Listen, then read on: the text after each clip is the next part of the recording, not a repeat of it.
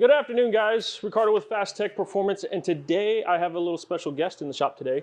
I have Nick from MBRP Exhaust Systems, and we're here to bring a little bit more information and education for you guys on exhaust systems. Nick, thank you. Thank you for coming in. Thank you for having us. By the way, I love this facility. It's absolutely beautiful. Car looks great, and the exhaust is even better looking. Made a few changes since the last time I was here. Right? I mean, it looks pretty good, are moving on up like the Jeffersons. Hey, man. Hey, we got to keep up with you guys. Make sure we get all these guys with the correct information and good times, right? Awesome. You've been doing that for a long time. Yeah. Appreciate it. I really do. It's a matter of just keeping everybody informed, right? Yep. So that's what we're here to do. It's what we're here to kind of educate you guys a little bit about MBRP and their exhaust systems for the Camaro. What it kind of took to develop a system for the Camaro, what these guys look at that you guys might be asking yourselves, how do they do this? Why do they do this? Why a 3-inch system versus a 2.5? Why 4-inch tip versus the factory 3.5? So stuff like those questions is what we're going to kind of get answered today. So Nick, kind of rolling right into it, man. Let's go ahead and talk Camaro and exhaust systems, okay? Sure. So I think the real question you want to ask yourself is, how does an exhaust kit get made, at least at MBRP? Right. Because there's a premium on the box. You could go to a muffler shop and have a guy bend something up and throw it underneath your car. Why should I spend the money for an MBRP kit and have it shipped to my house and install it myself? That's very true. And I think what you really want to know at home is, what is the process to build an exhaust system, and what are the things we look at? Yeah. So the first thing, our team of engineers takes a look at an automobile, and we determine what is the potential for that platform. What can this Camaro make? Not what is it going to make with our exhaust kit on it, although that is important. Yes. Right, because exhaust is the only part that is both, it's a performance part, makes your car perform better, and it's an affectation. It's a accessory. Aesthetically pleasing because you got these big, nice looks and sounds better. You can match your tips to your wheels, both of those things. Right. But you want to look at what's this car going to be capable of, right? An MBRP consumer. Like most of the questions that we get here, guys, I want to make 1,000 horsepower and I make 500 horsepower. Well, there's different things that you have to do to get yourself there. Absolutely. And so that's one of the decisions that goes into what we're going to do with the kit. So our designers look at a car and they say, oh, this is an LS powered automobile. People can safely make 600 to 800 horsepower streetably on this application. So we should design our exhaust kit around 600 to 800 horsepower. So these guys are a little better at maths than I am. And there's an equation that they get to that says the amount of volumetric pressure this car is going to need to make that kind of power with a supercharger or whatever is X. Okay, so we take our flow bench and we baseline, we look at where we're at, we look at how far we have to get to. And we decide if it's possible. And if it is, we use a combination of pipe diameter and routing to achieve the desired effect as far as potential flow, which allows the future consumer to buy the car and get to his end goal without exhaust being a restriction in the future. Okay, so that kind of determines, because the factory system on an SS, the factory system on an SS and a Z01 is 2 3/4. Sure. On the 6th gen. 5th gen guys, you all are at 2.5 inch. Okay. Yep. So that, I guess that kind of sets the baseline. Why do we step up to 3, right? Right, exactly. Now, I don't want to get too into the weeds here, but remember, it's a combination of diameter and routing. Gotcha. So an exhaust kit that's 4 inches but looks like malaria germs can not flow, on the flow bench at the same level as a 3.5-inch kit that's a straight piece of pipe. That's true. But anyway, so those are all the things we look at to optimize and hit our target, volumes. Okay. And what about tip size? What kind of determines a tip size? Because I know you guys, when the system first came out, y'all were one of the larger tip size systems for the 4-inch. Sure. Okay. And it filled the gap in very nice. So what kind of determines a tip size application that you guys select? So actually a lot more goes into that than you might think. And some people have asked me, does tip change sound? It does not, in my knowledge, change the sound of an automobile. But it is a big part of the affectation, the look of the car, which is half the reason you buy an exhaust system. Exactly. So we try to fill it as much as we can in the space without it looking clowny. You know what I mean? And part of that is Martin Barkey, the owner, MBRP, Martin Barkey Racing Products, looks at an exhaust kit and says, I like that, I don't like that. And his name's on the side of the building because he gets that more right than wrong. Right, so he's kind of got the final say, so in a way. On a lot of those things, and he's involved in those decisions. But the other part is, we're working inside of a box. Imagine building a ship in a bottle, right? Yeah. So General Motors, the fine people at GM make these Camaros, and they make them within a certain amount of tolerance, right? Correct. I mean, they're all very similar. Yeah. Almost exactly the same, but not exactly the same. And we've learned that going throughout the years. 2016 seemed to be fairly easy, fairly simple, but as we've gone throughout the years, the different models that come out, stuff has changed. Different things change all the time. So we've got to be able to build a kit that it will adjust for those tolerances. So we want to get in this instance, the biggest tip we can, safely and consistently, evenly, out of those two portals, right, within the tolerances, the slips that you're going to have to work with to get that right. Right. Okay. So that's pretty much how we got to our tip size. Okay, so that kind of makes sense. You know, you all start with the factory system, you evaluate it, you go from there, you roll into, this is where we want to be, and this is how we want to develop the system, this is how we're going to have to do it.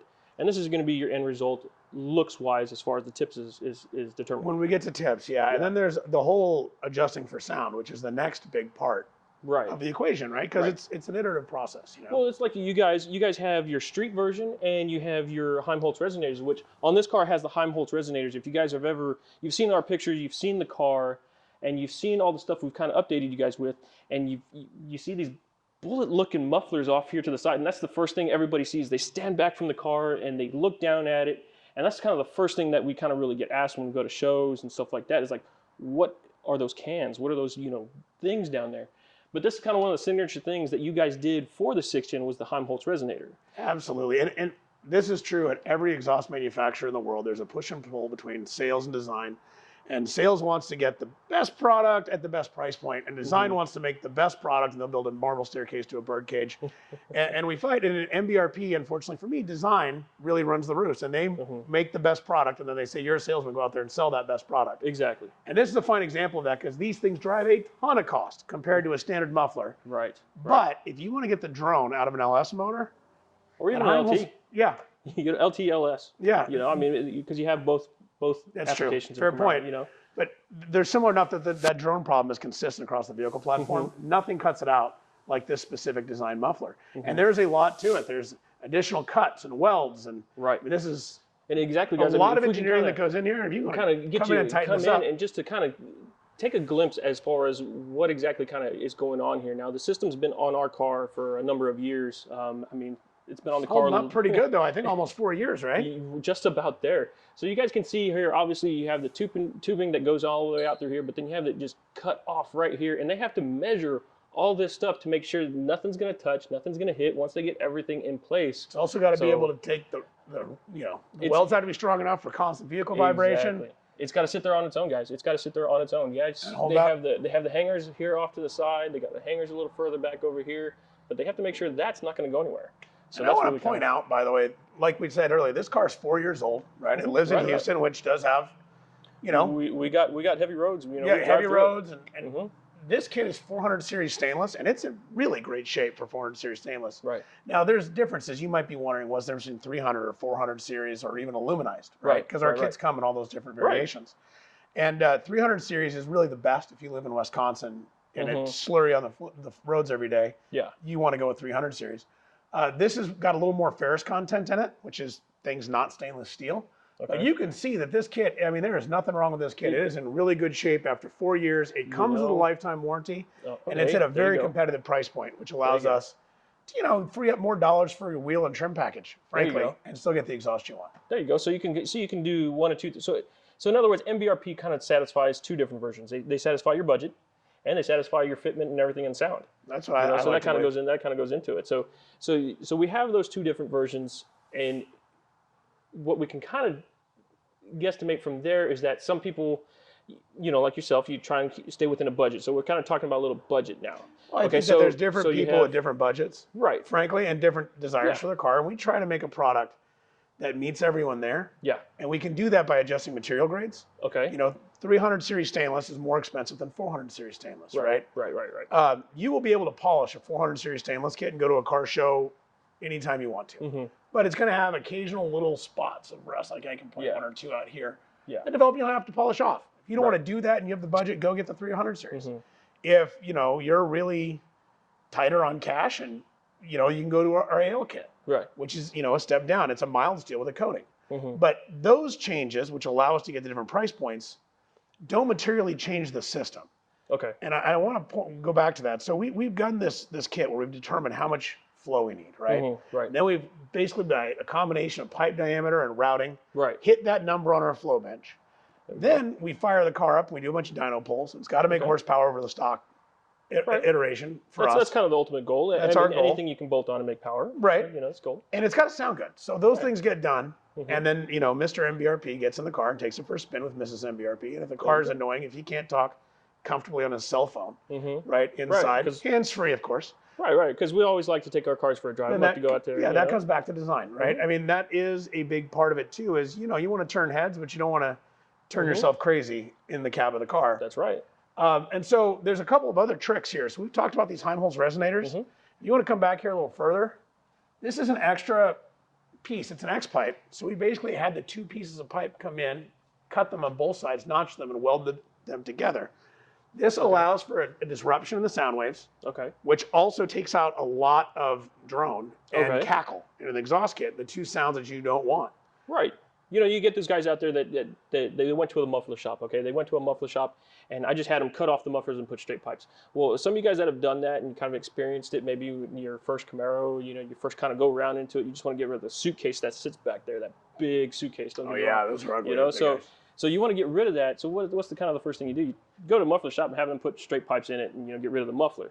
Well, the problem when you do that is that you run into that cackle like you talk about. It's just in my opinion, it's a little too much.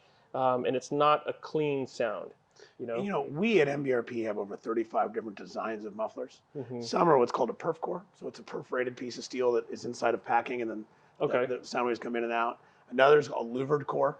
So we actually shape to try to drive the thing. Some is a combination of packed and chambered. And we move that around. There's a lot that goes into resonance tuning. And we've got a whole team of guys that spend a lot of time and money at college to really figure out what causes a vehicle to sound that way and what the right combination and permutation is of resonators, which are small mufflers, and mufflers, which are big mufflers, and Y pipes, and Heimholz resonators even, to get to that sweet spot from a sound perspective. But it is, not just about sound. It's also about being able to hit your performance targets, making sure you, pick up performance, cost yourself fuel economy, all kinds of those things go into developing an MBRP system well before it ever shows up on your doorstep, for you to install at home. Right. We've done a bunch of testing for you guys, and that's why, these guys have always kind of been there for the Camaro guys in the past to really kind of understand what you guys are looking for, go out there, test it, develop it, make it happen. So now moving on from that, what we also kind of cover is the difference between an axle back and a cat back. Absolutely. Now there's a couple of guys out there that they just want the sound. They might have bought their Camaro just because they want to buy a Camaro. They want to drive a Camaro, down the highways, on weeknights, whenever they want. Okay, they just bought a Camaro because they want to drive it, and they're not really too concerned about performance. Okay, maybe the car makes enough power for them as it is, so they kind of want to stick with an axle back. So something like that. Do you all take your cat back systems and work backwards from there? How do y'all develop, I guess, between an axle back and a cat back? Yeah, absolutely. We actually treat each one independently, and there's different manufacturers of exhaust do it different ways. You can buy one of my competitors, I'm not going to mention their name, but their cat back bolts into their mid pipe to make a cat back system. Or their axle back has flanges and bolts into their mid pipe to make a cat back system. That's definitely one way to do it. And it's nice because you commonize parts, which helps you drive some cost out of the system. But again, for us, it comes down to one, the reason why people are buying the axle back is because you're right, they want a little more sound. They're not your 800 horsepower customer. Right. They're really not. They might put 100 shot of nitrous on it. They want it to sound a little sweet. You know what I mean? Like what we did. Nothing wrong with that. Nothing wrong. A little extra power on top. And the axle back will allow you to do that. Now we design every one of ours again from the ground up, just as if we did mostly on the sound iteration part. So we do less of the flow bench testing. Because there's not as much to pick up there, except for we will flow bench the factory mufflers that we're replacing. You know what I mean? We do try to get to a higher volumetric target, obviously. But then we'll find the place that we have to cut behind that section, unless there's a natural joint. And typically you have to cut. And then we'll have an over that goes over with a band clamp, and it slides in. And now with the resonance tuning, in many cases, we've actually even found ways to incorporate X pipes or stamped X's, and sometimes they have Heimholz resonators. Our design team goes to work now and says, okay, we're getting rid of these big ugly mufflers, where we still want to maximize potential flow, horsepower potential, and we want to eliminate cackle and drone. There you go. Because those are the two things Those are the demons of aftermarket exhaust, or cackle and drill. And they really are. They really are. I mean, that's the number one thing is like, look, I want to be able to get in the car, drive with my wife, my significant other. I mean, even your kids, who knows? I mean, maybe Nick is probably going to go drive this car later and probably go check it out. So, I mean, we're going to go find out, and you want to be able to. Jason gave you the keys, right? He did give me the keys. So, hey, we can take a drive. All good. So they want to be able to at least have a conversation with their significant other sitting on the other seat, and eliminate a lot of that drone is one of the things that you guys really paid attention to with the system. I know from day one, when we put the system on the car, the drone really kind of, went out the door, which was great. It's great. It's one of those systems that just eliminates it. Well, so it always 1,400 SKUs and 25 years in the exhaust development business. MBRP, this is not our first rodeo, guys. We've done this a few times. We've done some better than others, and every year our product gets a little better, a little more refined. There you go. The things we learn expand as we hire more people and more qualified engineers that have even more intelligence to bring to the table. So the exciting part is, if you've been an MBRP customer in the past, every year we get better at what we bring to the table. And I mean, just like coming here, to be honest, this whole building's beautiful. It's a new film studio you guys have here. You've more than doubled your footprint. That we did. In the last, since I first came here, we did this install. That's right. And it's all thanks to you guys. I mean, I don't want to let you all know. I mean, it's all thanks to you guys. Your experience with Phastek and MBRP products is improving continuously, and that's why we love partnering with companies like yourself. There you go, man. That really kind of works into it. That works out. It's worked out great. I think on our end, the information we've been able to go back and forth with your designers and you yourself, coming here, making sure the systems fit well, they fit fine. You like the way they fit. I mean, I know he's been here before to where you're taking pictures and sending it right over to your design guys before. Hey, there's a little close here. It's a little close here. Let's adjust this here. Let's do this, so stuff like that. I'm glad you touched in on that, and I think this is something important for the Phastek customers at home. Most MBRP kits, when we look at our warranty registrations, are installed by the end consumer at home. So this is a great product for you millennials out there that feel like you lost your man card somewhere along the way, right? You can still install an exhaust kit at home on a weekend. And we design our kit with that in mind. I mean, we really do. We spend a lot of time making our kits installation friendly. Right. So that your end consumer can get, that experience of going home and installing the kit themselves. Yeah. We make sure we use the 1-inch torque tight band clamps all the way down the line in order to allow the customer to put the exhaust kit on or take the exhaust kit off. Right. So if you have to replace a transmission or something at some point in time, it's not cinched down. You can get access to it back and forth. There you go. I think Beth has a question for us. See? Oh, we do have some questions. We do have some questions. We have some questions. Let's see here. Oh, I got a nice little fancy little paper here. This is first level technology. Well, we could pull the screen over, but we're right here. Let's see here. Does this work with NPP valves? MBRP they've looked into it. They looked into the different options. Now the NPP valves are the ones back here. So it does not work with those. We do have a separate bracket that you can put the NPP valve on, and it will allow it to move, so it won't throw a check engine light or a code, but it is not an active exhaust. Yeah. We are developing and working with active exhaust options at this time, but it is not something that is currently part of our lineup. Yeah.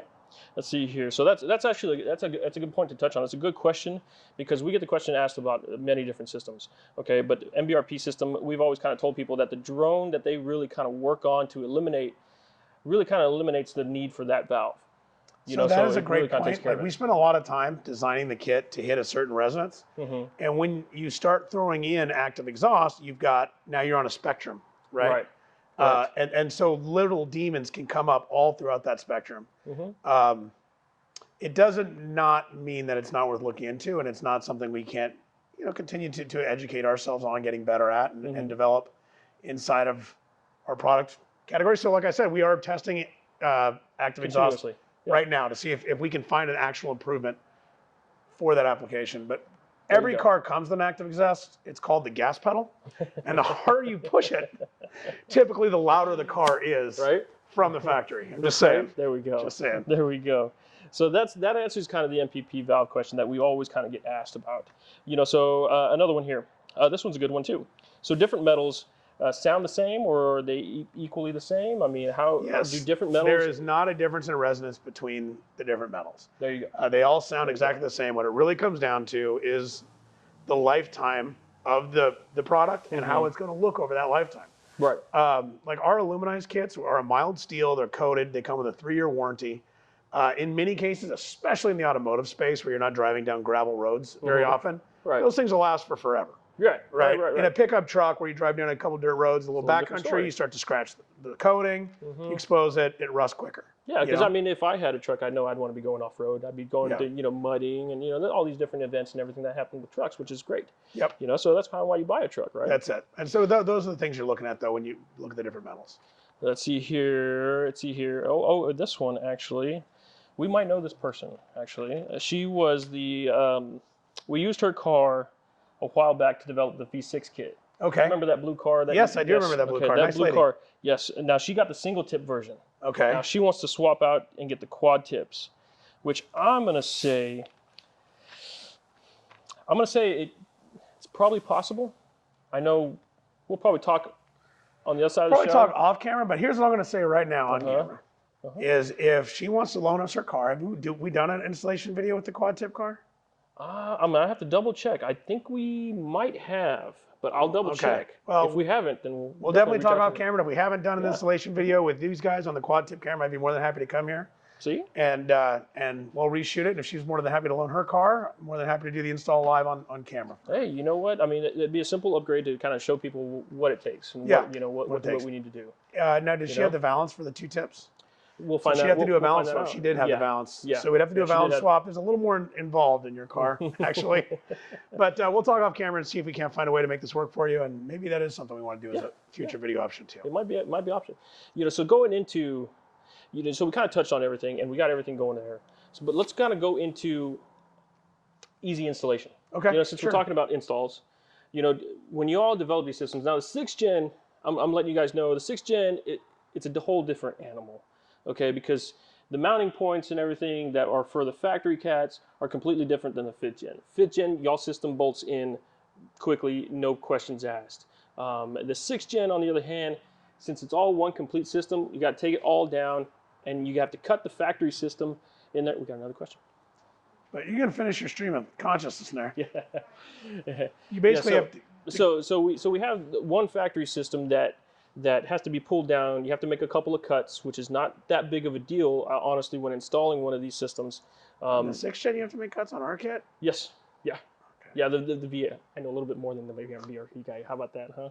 Yeah. So no, but I mean, with the system, it's not bad. Okay. It's not a bad. Everyone thinks, oh, I got to cut my factory exhaust. Oh man. Well, in the truck world, we do this all the time. It's very common. It's a sawzall. You have an over, slip side on. I mean, it really is. It's incredibly simple. Right. So with the SS kit, since it's got to be cut to install, which actually if I can probably get you guys in close enough, I can probably show you. Now our car is a little exception because we have headers on the car as it is, but we tried to keep the same points for the MBRP system. So as you guys can see here, the catback system that we had on the car, it started off on this point, and this is about where the factory system, once you pull the factory system off the factory cats, it pulls off from about this point over here. And then you just have to cut your factory system after the secondary cat. That's on both sides. Okay, you got your secondary cat. Yeah, you got your secondary cat on both sides, and you just have to cut a little bit. It's not that big a deal. A little sawzall, maybe take it down to a muffler shop if you can. You have someone cut. You could actually watch, because we did this on we did a video install on this actual car a couple years ago. It should be on the Phastek web. It should be on our YouTube channel. On your YouTube channel, but you can see that we actually cut while it was hanging on the car, right underneath here. Now it'd be a little trickier on your back with a set of blocks, but it's still very doable. The system comes off the car pretty easy, so it's really not that difficult to pull the entire system off. And then, like we said, guys, everything goes right back together. If I could show you the clamps, if I didn't have the headers, I'd show you right where the clamps are, but they're going to sit right here. They're going to be these exact same types of clamps too. You can just look at these AccuSeal clamps. Back. Yeah. Or these here. Yeah, there you go. You screw all the way back, use these clamps here, and then they just keep going. So the system goes together very easy. Okay, it's just a one-piece factory system that you really got to worry about getting off the car and replacing it with this awesome new system. That really goes right back in place, no problem, no questions asked. So that really the installation that's on a catback system. Okay, catback system you got to cut from way back. Right, there. and the axle back. I think you're right about here. No, right about here, somewhere around there. Somewhere up here by the Y because it's up ahead of the Heimholtz. Yeah. So you're really somewhere around here, and you can cut this on the car. You know, an axle back system you can really cut on the car. You got enough. And by the way, every axle back pretty much requires a cut on almost every application. Yeah. Camaro wise, yes, I'll tell you yes. Camaro wise, and so yes. we sell thousands of these systems every year, and many people are able to do this at home with really basic set of tools. That's all you really need. I mean, I think the hardest part you really kind of need is, like I said, is the cut. Yeah. But really, once you get past the cut, Sawzall's handy or chop saw. You could do it even with a hacksaw if you wanted to. Yeah, if you want to. So what's the $1 million question? We got another question. That's right. Let's see here. What are the advantages of adding an X pipe with an axle back? Well, that's a good one. That is a good one. The $1 million question is, can you add an? Oh wait, are they saying so you have the axle back? I'm gonna assume, then you buy the X pipe. I'm going to assume they already have an axle back. And they want to know if they can buy just that X pipe piece. Probably if there's an advantage, or if they should take their axle back off and just go ahead and replace it with a full cat back. Now, my suggestion in the MBRP world, that's what they'd have to do. Yeah, in my suggestion, what I would do is I would replace the entire system with a full cat back. And the reason behind that is because although you already got your system here replaced, and yes, you got rid of that muffler, and you want that X pipe. Well, if you're going to replace this portion of it, you might as well replace the rest of it, because there's a little I'm going to call it a donut here. There's a little donut here that has a flex joint on the factory system. That if you keep that in place, it's one of those things. Might as well eliminate it, because most X pipes come to about here. Might as well get rid of it and just do the rest of it. And more practically, our kit is 3 inches. The factory kit's 2 3/4 inches. That's right. So when you go to pull it up there, there's just no way to do it without replacing the rest of the system. Yeah. So that's the bigger. That's the bigger concern for that customer at home with an X pipe setup, is they pretty much have to. That's true. They have what you got to do is you have to actually swedge that pipe down, and MBRP already takes care of that with our catback system. And then you get the additional benefits of having something that's CFM rated, so you can get you can put the Magnuson supercharger on and feel warm and comfortable. Let's see another question. All right, I have 2 Flowmaster Super 40s from my last car. Can I go ahead and cut stock muffler and put on my old Flowmasters? Well, I mean, the answer is yes, you can. Yes. You can do anything you want to. It is a free country. Yeah. I personally wouldn't do it, and not just because I only work from MBRP, but because it's some muffler shop stuff. I mean, yeah, you're putting on 2 mufflers. Right. You don't know how they're tuned. You don't know how they flow bench. You don't know how they're going to affect your automobile. You don't even know how they're going to sound. That's right. And when you start cutting into things and replacing them, you're married to that decision unless you want to buy an MBRP cat back, at some point in the future. Right. So while the answer is yes, technically you can do that. I don't know how the pipes even match up. What's the pipe diameter on the Super 40? Well, I mean, it depends on which option they have. Right. I mean, the Super 40 is basically their muffler. They can make any outlet and inlet the size they want. Assuming that the pipe diameters are the same, you could theoretically do it. Practically, I would not do it, because you don't know what the impact is going to be for your overall performance. In many cases, you can actually create additional back pressure and lose horsepower. That's true. It may create, I mean, I just know for a fact that these cars make a lot of cackle and drone, and it takes a ton of tuning to get rid of that. So, yeah. It's one of those things that's kind of open game. When it kind of comes into taking an old set of mufflers I had lying around for my 99 Silverado, and I want to stick it on my 2016 Camaro, well, I mean, there's a whole lot that kind of goes into that that's very different. So, I mean, without knowing exactly what you have, it's kind of hard to point you in a direction that's going to help you. And I really would hate to tell you something that's going to hinder you, because the last thing I want to do is tell you something and then it ends up being worse in the long run. I'll tell you what, man, here's the thing. You got a hacksaw to the right diameters and 4 clamps. You can go ahead and try it, and if you're not happy with it, then step up and buy the MBRP kit. There you go. But I'm going to tell you right now, as an actual expert in this arena, that it's going to have a lot of drone and cackle. And that's look into my crystal ball. That is what you're going to see. Yeah, definitely. Well, Nick, I mean, I think we've kind of covered all the basics, from cat back to axle back, the ease of installation, how you guys determined how to develop your system, why you chose a 3-inch system, why you chose the Helmholtz resonators versus a standard muffler that you guys could probably do. So we've kind of covered all that stuff. Is there anything else that MBRP wants to let these Camaro owners know? Yeah, well, there's 3 things I'd like to just recap real quick, if that's okay with you. No Every problem. MBRP system goes through 3 big steps. First, we determine what the potential for the platform is, and we want to get the volumetric pressure maximums figured out. Next, we design the system in CAD online using the data from underneath the car. We got a scan tool that gives us a really good picture so that we can get the right pipe diameter and routing maximized to hit those performance goals. We then flow bench against factory and forward using a Superflow flow bench. It's a big, giant, very expensive machine that sounds like a jet engine when we fire it up. Then we spend time iterating that system on the dyno to get to our peak horsepower numbers and doing a ton of sound testing. So when you buy an MBRP exhaust kit at your home and you open it up, you need to know that a lot of thought went into it, a lot of engineering went into it to make it the very best kit for your car. We've designed it with your ease of installation in mind, so that you can put this thing on in your driveway with your buddies over a 6-pack of beer, the set of Harbor Freight tools on a Saturday. You know? There you go. Sounds like a pretty nice, Friday night. Sounds like a nice little Saturday. I don't know. Maybe Bed Bath & Beyond. I don't know if I'll have time. Who knows?